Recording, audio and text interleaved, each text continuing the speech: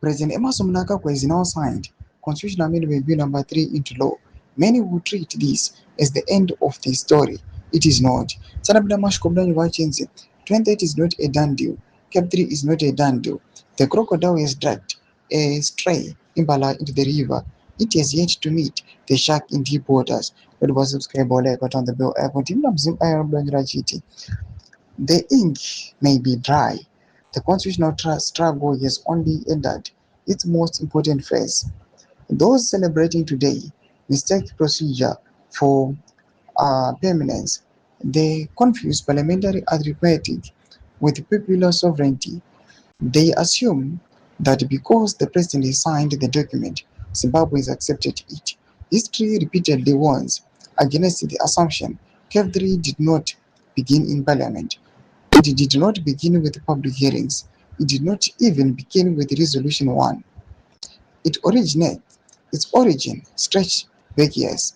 To understand Kev3, one must understand the political project that has been unfolding almost since Emerson Mnangagwa entered office. This was never simply about extending terms. It was about removing every meaningful obstacle to permanent political control.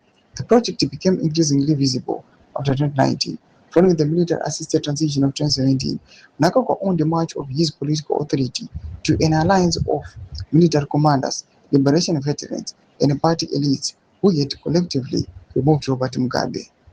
Yet almost immediately, that coalition began to change. Senior military figures left the security establishment through retirement, diplomatic appointments, or other departures, including a series of mysterious deaths. The political influence of liberation-era actors gradually diminished. Decision-making became increasingly concentrated around the presidency and a smaller network of political and economic allies. Whether viewed as deliberate consolidation or ordinary political succession, the result was unmistakable. Fewer independent centers of influence remained capable of constraining executive power.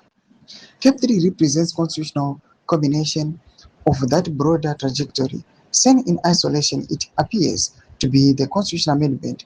Seen within the context of the past 7 years, it looks very different. It becomes the legal architecture through which an already consolidated political order seeks to entrench itself further. That explains why the amendment has generated such intense opposition.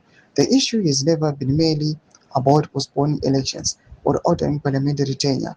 The deeper concern is that constitutional rules are being redesigned by those who directly benefit from changing them.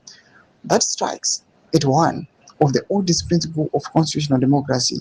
Those who exercise public power should not become judges in their own cause. Toma developments arakuda pangwa ine. Comment section medu za fungu enyi matukulipa msabe chitu kwa ichi. So subscribe or like, pachana turn the bell icon.